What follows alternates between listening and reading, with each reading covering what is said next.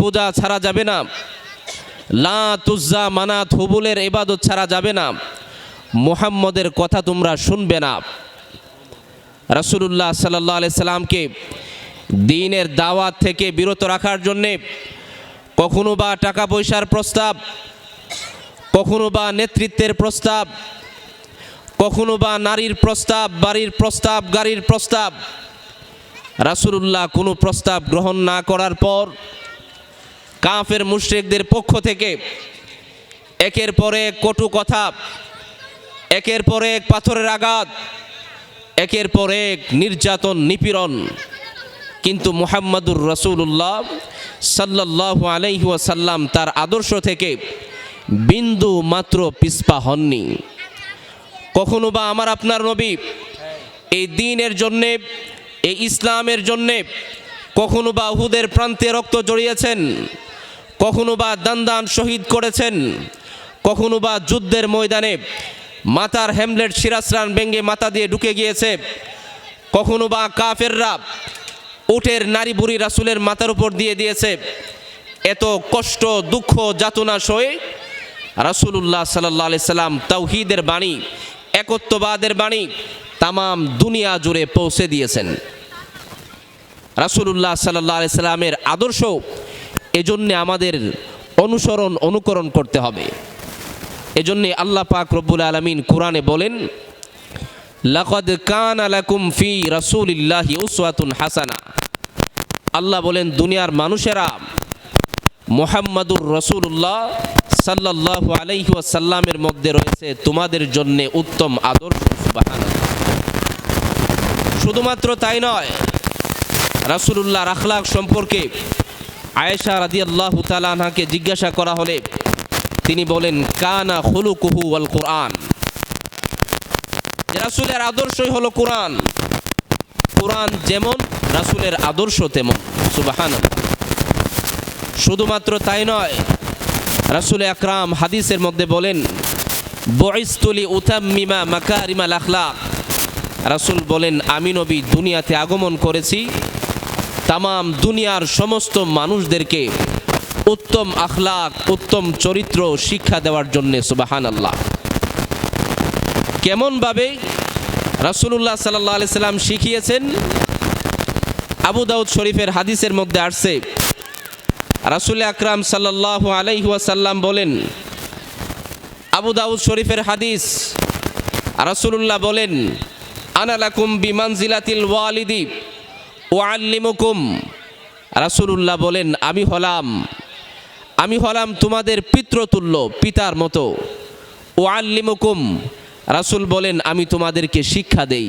কি শিক্ষা দেন? মানুষ দৈনন্দিন জীবনে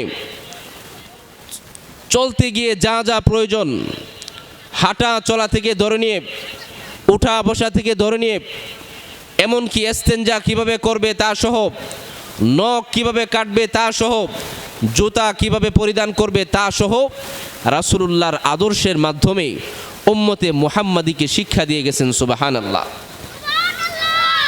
শামাইলে তিরমিজির বর্ণনার মধ্যে আসছে, রাসূলুল্লাহ সাল্লাল্লাহু আলাইহি সাল্লাম কিভাবে হাঁটতেন। শামাইলে তিরমিজির বর্ণনা, কানা রাসূলুল্লাহ সাল্লাল্লাহু আলাইহি সাল্লাম ইদা মাশা তাকাফা কাআন্নামা ইয়ানহাতু মিন সাবাবিন। শামাইলে তিরমিজির বর্ণনায় আসছে, রাসূল যখন হাঁটতেন তাকাফা, একটু ঝুঁকে হাঁটতেন, কাআন্নামা ইয়ানহাতু মিন সাবাবিন, কেমন যেন উঁচু স্থান থেকে নিচু স্থানে নামতেছে। সহজ কথায় বিনয়ের সাথে রাসূলুল্লাহ হাঁটতেন। সুবহানাল্লাহ। এজন্যে আল্লাহ বলেন, ওয়ালা তামশি ফিল আরদি মারাহা, তোমরা জমিনের উপর দম্ভ ভরে চলাফেরা করিও না। আমার নবী যেমন বিনয়ের সাথে হাঁটতো, তোমরাও আমার রাসূলুল্লাহর মতোই হাঁটো। সুবহানাল্লাহ। রাসূলুল্লাহ সাল্লাল্লাহু আলাইহি ওয়াসাল্লাম সাহাবাই কেরামদেরকে নিয়ে কোনো জায়গায় গেলে কিভাবে যেতেন? শামাইলে তিরমিজির বর্ণনা, কানা রাসূলুল্লাহ সাল্লাল্লাহু আলাইহি ওয়াসাল্লাম ইদা মাশা আসহাবুহু আমামাহু, রাসূল সাহাবীদের দল নিয়ে গেলে এত বিনয়ী হতেন, সাহাবীদেরকে সামনে রাখতেন, রাসূল পিছনে হাঁটতেন। সুবহানাল্লাহ।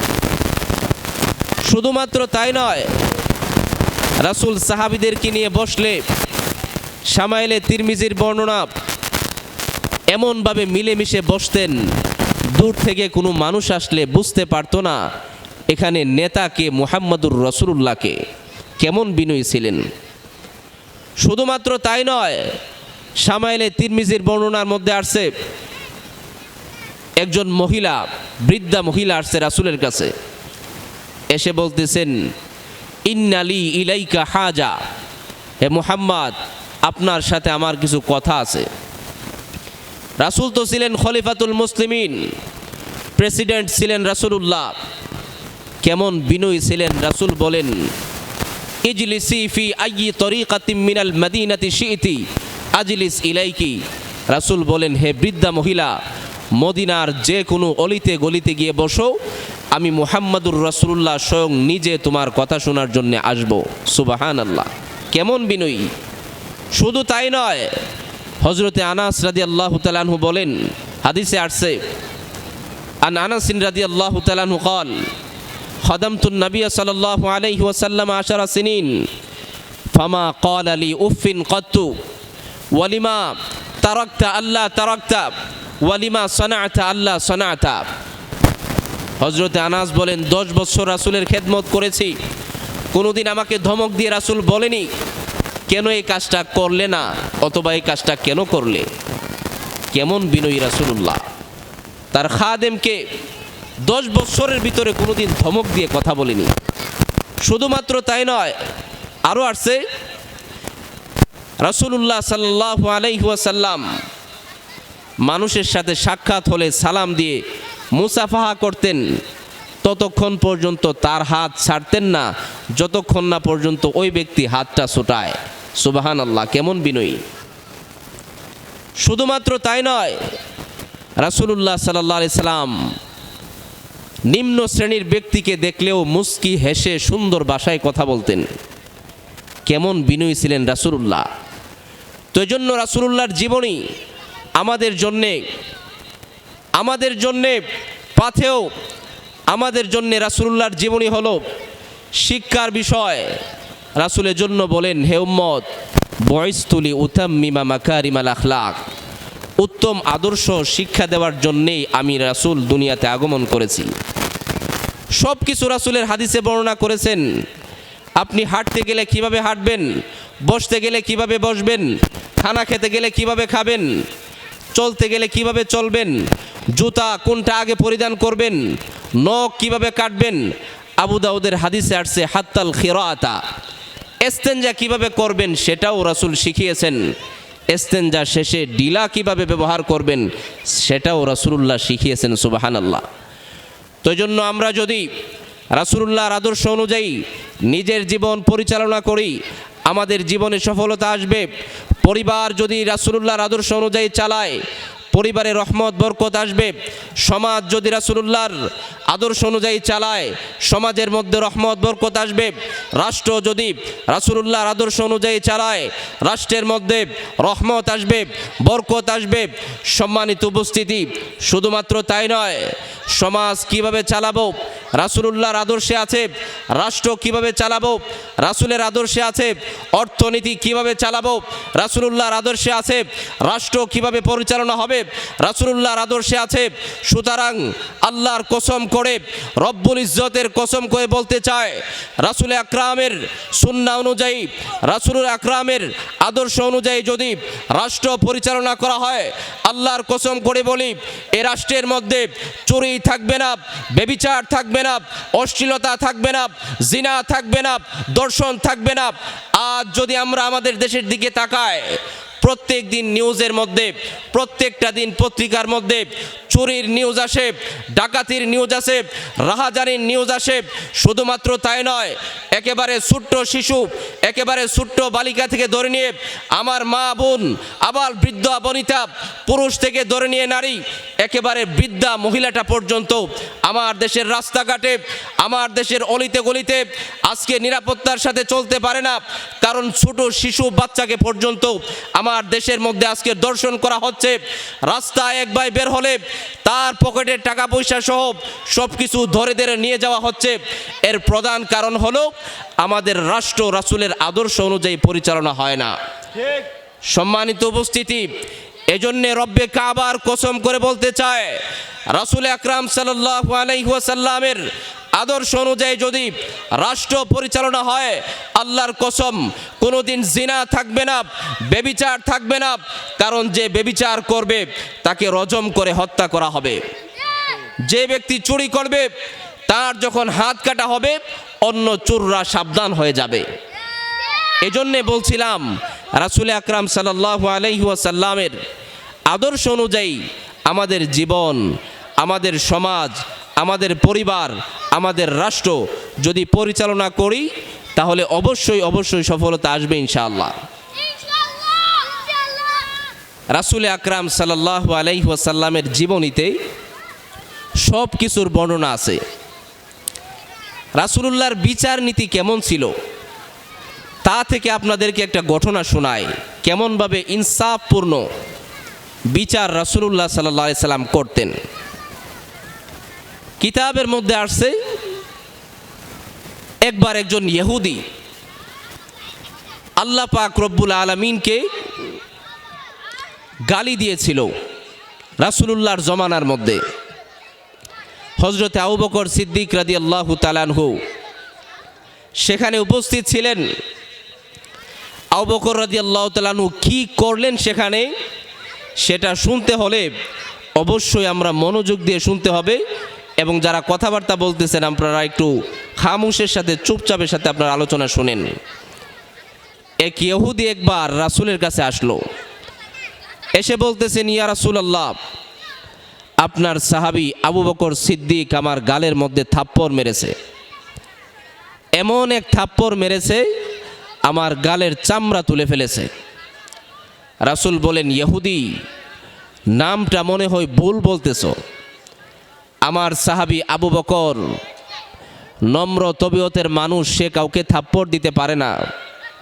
হয়তো তোমাকে আমার সাহাবী উমর থাপ্পড় দিয়েছে। ইহুদি বলেন, ইয়া রাসূলুল্লাহ, আবু বকরকেও চিনি, উমরকেও চিনি, আমাকে থাপ্পড়টা আবু বকরই দিয়েছে।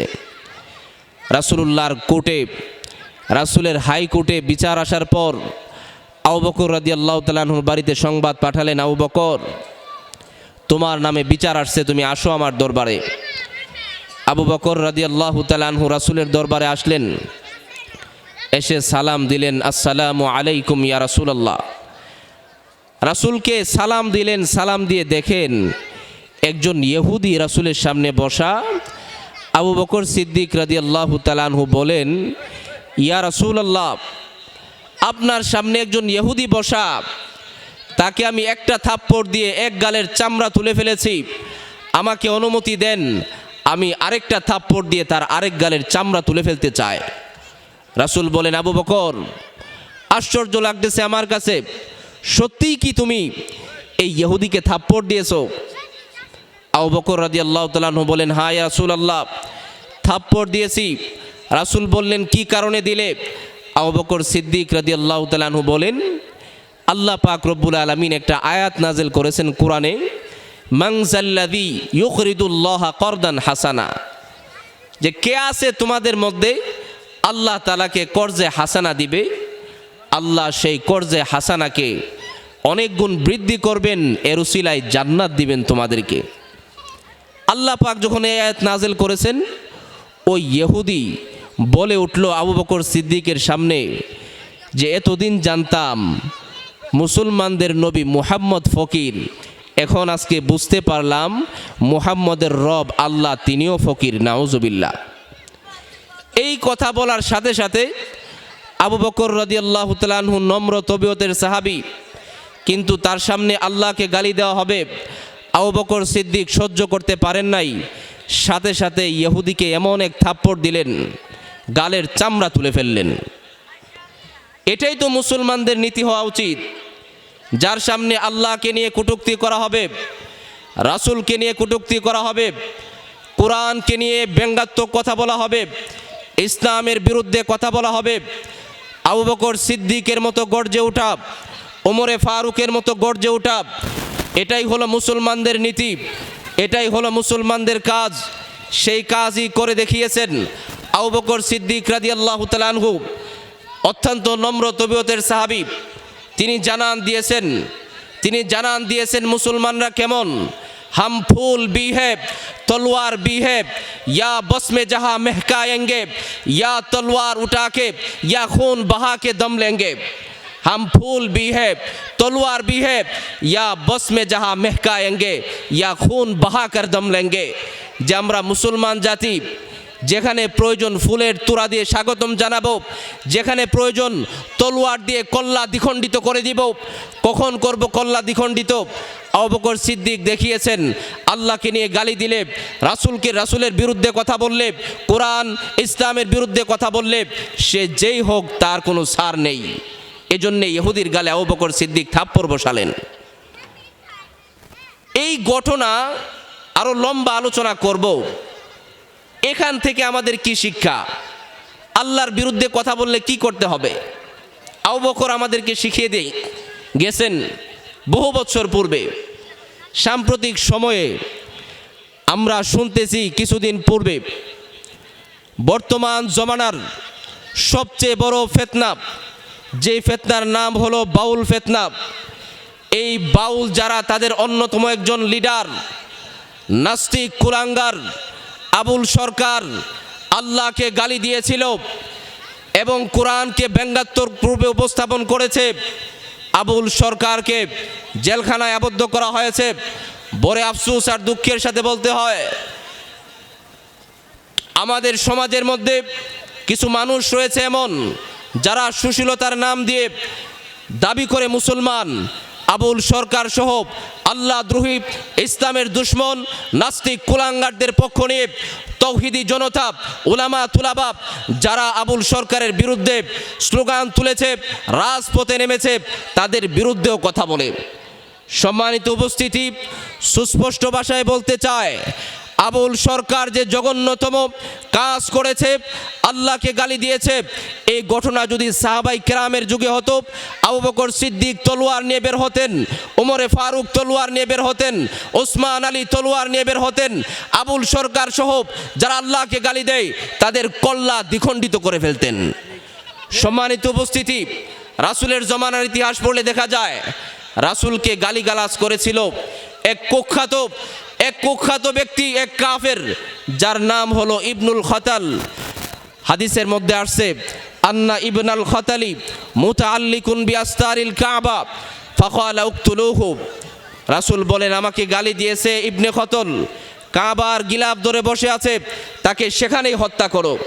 সুতরাং সুস্পষ্ট ভাষায় বলতে চায়, আমার দেশের মধ্যে আল্লাহকে যারা গালি দিবে, আবুল সরকার সহ যে বা যারাই হোক না কেন, যত বড় ক্ষমতাসীনই হোক না কেন, যত বড় টাকা পয়সাওয়ালাই হোক না কেন, আমাদের দেশের আইন, আমাদের দেশের শাসন এমন হওয়া উচিত, যারা ইসলামের বিপক্ষে বলবে, রাসূলের বিপক্ষে বলবে, আল্লাহকে গালি দিবে, কোরআন নিয়ে ব্যঙ্গাত্মক মন্তব্য করবে, মুসলমানদের দাবি হলো প্রকাশ্যে তাদেরকে ফাঁসির কাস্টে ঝুলাতে হবে। মুসলমানগণ,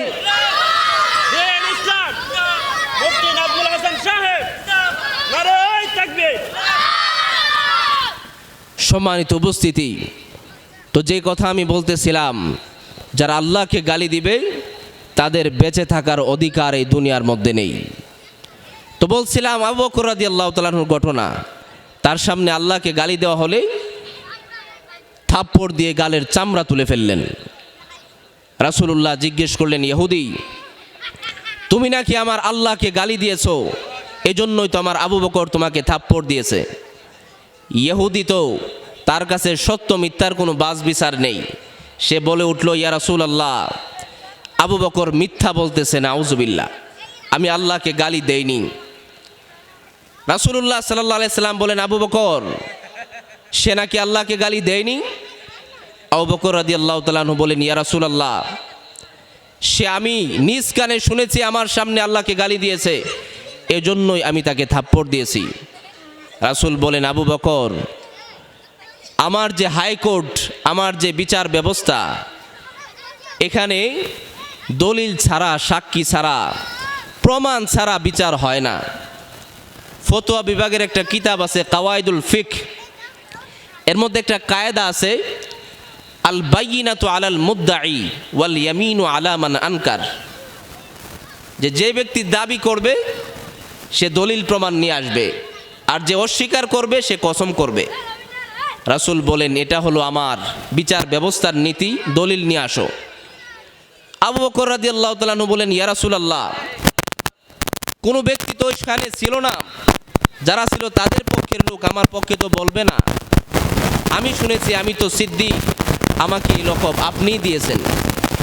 রাসূলুল্লাহ আবু বকর সিদ্দিক রাদিয়াল্লাহু তাআলা আনহুকে সিদ্দিক লকব দিয়েছিলেন, কিয়ামত পর্যন্ত এই লকব থাকবে।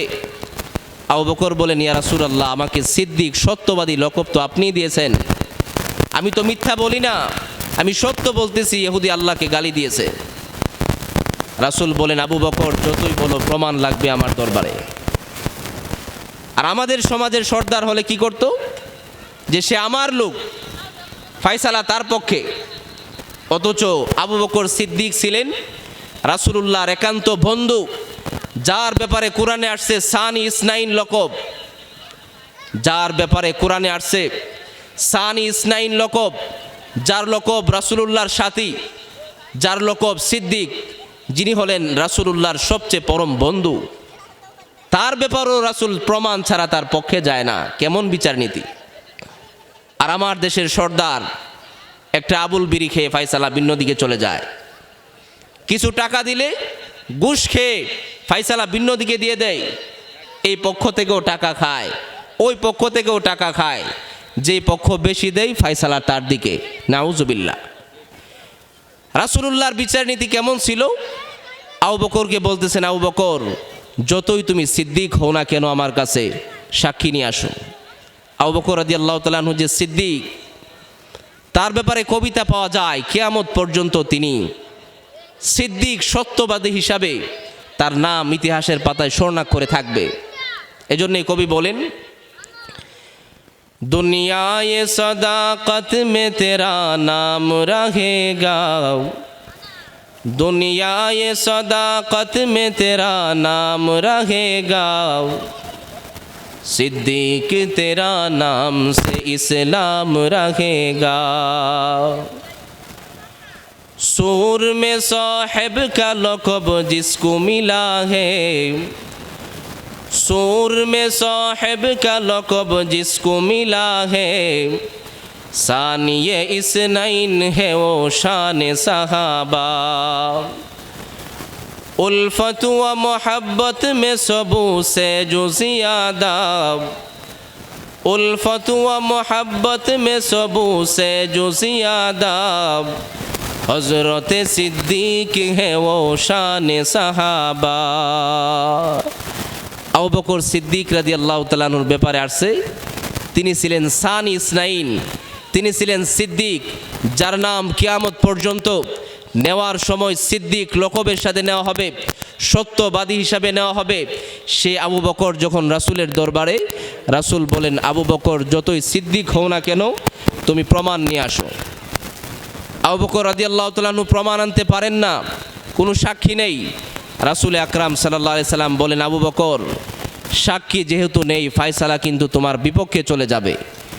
ইহুদিকে থাপ্পড় দিয়েছো, থাপ্পড়ের বদলে থাপ্পড় তোমাকেও ইহুদি দিবে। রাসূল এই ফয়সালা করবেন। ঠিক ওই মুহূর্তে আল্লাহ পাক রব্বুল আলামিন কুরআনুল কারীমের একটা আয়াত দিয়ে হযরত জিবরাইল আলাইহিস সালামকে রাসূলুল্লাহর কাছে পাঠালেন। কি সেই আয়াত? আল্লাহ পাক রব্বুল আলামিন জিবরাইল আলাইহিস সালামের মাধ্যমে রাসূলের কানে কানে আয়াত পাঠালেন। জিবরাইল আলাইহিস সালাম আসলেন, ইয়া রাসূলুল্লাহ আবু বকর সিদ্দিক রাদিয়াল্লাহু তাআলা আনহুর বিপক্ষে রায় দেওয়ার পূর্বে আল্লাহ পাক রব্বুল আলামিনের এই আয়াতটা একবার শুনুন। কি আয়াত? আল্লাহ বলেন লাকাদ সামিআল্লাহু কাওলাল্লাযীনা ক্বালু ইন্নাল্লাহা ফাকীরুন ওয়া নাহনু আগনিয়া। আল্লাহ পাক রব্বুল আলামিন বলেন লাকাদ সামিআল্লাহু কাওলাল্লাযীনা ক্বালু, যে আল্লাহ পাক রব্বুল আলামিন ওই সমস্ত ব্যক্তিদের কথা শুনেছে যারা বলেছে ইন্নাল্লাহা ফাকীরুন ওয়া নাহনু আগনিয়া, যারা বলেছে আল্লাহ ফকির আমরা ধনী, এই কথা আল্লাহ স্বয়ং নিজে শুনেছেন এবং আবু বকর সিদ্দিক রাদিয়াল্লাহু তাআলা আনহুর পক্ষে আল্লাহ পাক রব্বুল আলামিন সাক্ষী দিয়েছেন। সুবহানাল্লাহ। আয়াত যখন চলে আসলো, রাসূলুল্লাহ ডাক দিয়ে বললেন, ইহুদি তুমি নাকি আল্লাহকে গালি দাওনি? আবু বকর সিদ্দিক রাদিয়াল্লাহু তাআলা আনহুর শানে তো আল্লাহ আমার কাছে আয়াত নাযিল করে জানিয়েছেন, তুমি আমার রবকে গালি দিয়েছো, তুমি আমার আল্লাহকে গালি দিয়েছো। আবু বকর সঠিক কাজই করেছে, তোমাকে থাপ্পড় দিয়ে গালের চামড়া তুলে ফেলেছে। তাদের বিচার এমনই হওয়া উচিত, যারা আমার আল্লাহকে গালি দিবে তারা কশ্চিনকালও এই দুনিয়ার মধ্যে বেঁচে থাকার কোনো অধিকার নেই। সম্মানিত উপস্থিতি, এই ঘটনা থেকে আবু বকর সিদ্দিক রাদিয়াল্লাহু তাআলা আনহু আমাদেরকে শিক্ষা দিয়ে গেছেন, এই দুনিয়ার মধ্যে যে বা যারাই হোক না কেন, যদি আমার আল্লাহকে গালি দেই, যদি আমার রাসূলকে গালি দেই, যদি আমার কোরআন নিয়ে ব্যঙ্গাত্মক কথা বলে, যদি আমার ইসলাম নিয়ে কটাক্ষ করে কথা বলে, আবু বকর সিদ্দিক জানান দিয়ে গেলেন, হে দুনিয়ার উম্মতে মুসলিমা, তুমি ছোট হও আর তুমি বড় হও, তোমার বয়স কম হোক অথবা তোমার বয়স বেশি হোক, তোমার মেজাজ কঠোর হোক অথবা তোমার মেজাজ নম্র হোক, তোমার সামনে যদি তোমার রবকে গালি দেয়, তোমার সামনে যদি তোমার ইসলাম নিয়ে কটাক্ষ করে, তুমি যেই হও না কেন, তোমার জীবন এই দুনিয়ার মধ্যে বাকি থাকতে তুমি কশ্চিনকালেও সেটা বরদাস্ত করতে পারো না। যদি তুমি তার প্রতিবাদ না করো, বোঝা যাবে তুমি প্রকৃতপক্ষে কশ্চিনকালেও প্রকৃতপক্ষে মুমিন মুসলমান হতে পারোনি। কশ্চিনকালেও তুমি প্রকৃত মুসলমান হতে পারোনি। যদি মুসলমান হতে, তাহলে তো তুমি আল্লাহর পক্ষ নিয়ে গর্জে উঠতে। সম্মানিত উপস্থিতি, মুসলমানদের জীবনই তো এমন হওয়া উচিত, আল্লাহর জন্যে, ইসলামের জন্যে, রাসূলের জন্যে, কোরআনের জন্যে প্রয়োজনে নিজের জীবন বিসর্জন করতে হবে, প্রয়োজনে স্ত্রী বিধবা করতে হবে, প্রয়োজনে সন্তানদেরকে এতিম করতে হবে, প্রয়োজনে মাথায় কাফনের কাপড় বেঁধে রাজপথে কুফফারদের বিরুদ্ধে লড়াই করতে হবে।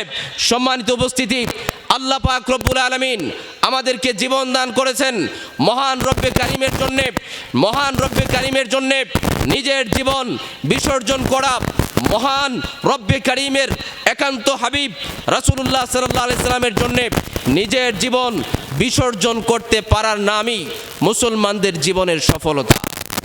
এজন্যই কবি বলেন, মুহাম্মদ পে নেতা वर जान करना आईने ईमान है, मोहम्मद पे नेता वर जान करना आईने ईमान है, उन्हीं की इज्जतों हुर्मत पे मरना आईने ईमान है, झुकता ही रहेगा उनके दामन जिसने भी छूरा वही मलउन, उनके सिर को चलना आईने ईमान है, वही मलउन, उनके सिर को चलना आईने ईमान है। কবি বলেন, মুহাম্মাদুর রাসূলুল্লাহর জন্যে নিজের জীবন বিসর্জন করার নামই হলো পূর্ণাঙ্গ মুসলমান, এবং রাসূলুল্লাহর আদর্শ নিজের জীবনে বাস্তবায়ন করার নামই হলো পূর্ণাঙ্গ মুসলমান হওয়ার আলামত। যদি মুখে মুখে বললাম ইয়া রাসূলুল্লাহ আপনাকে ভালোবাসি, মুখে মুখে বললাম ইয়া রাসূলুল্লাহ আপনাকে ভালোবাসি, কিন্তু আমার নবীর ইজ্জতের উপর যখন আঘাত আসে, আমার রবের বিরুদ্ধে যখন কথা বলা হয়, কোরআনের বিরুদ্ধে যখন কথা বলা হয়, আমাকে আপনাকে যদি রাজপথে পাওয়া না যায়, আন্দোলনে শরীক পাওয়া না যায়, শুধুমাত্র 12 রবিউল আউয়ালে আর 10 মুহররমে জিলাফিয়ার বিরানি নিয়ে টানাটানির মধ্যে যদি আমাকে আপনাকে পাওয়া যায়, আল্লাহর জন্যে, রাসূলের জন্যে, নিজের জীবন বিসর্জন করবার জন্যে আমাকে আপনাকে যদি পাওয়া না যায়, তখন আপনি কশ্চিনকালেও মুসলমান বলে দাবি করতে পারেন, কশ্চিনকালেও পূর্ণাঙ্গ মুসলমান হতে পারেন না। এজন্য শেষ কথা বলে আমি শেষ করতে চাই। সর্বশেষ কথা হলো, আমরা যারা এখানের মধ্যে আছি, আমরা এখানে যারা আছি, আল্লাহ পাক রব্বুল আলামিনের জন্যে আমার নবীর ইজ্জতের হিফাজতের জন্যে, কোরআনের হিফাজতের জন্যে, ইসলামের হিফাজতের জন্যে যদি ডাক আসে মাঠে ময়দানে, যদি ডাক আসে রাজপথে, শরীরের মধ্যে কাফনের কাপড় নিয়ে, মাথায় পাগড়ি নিয়ে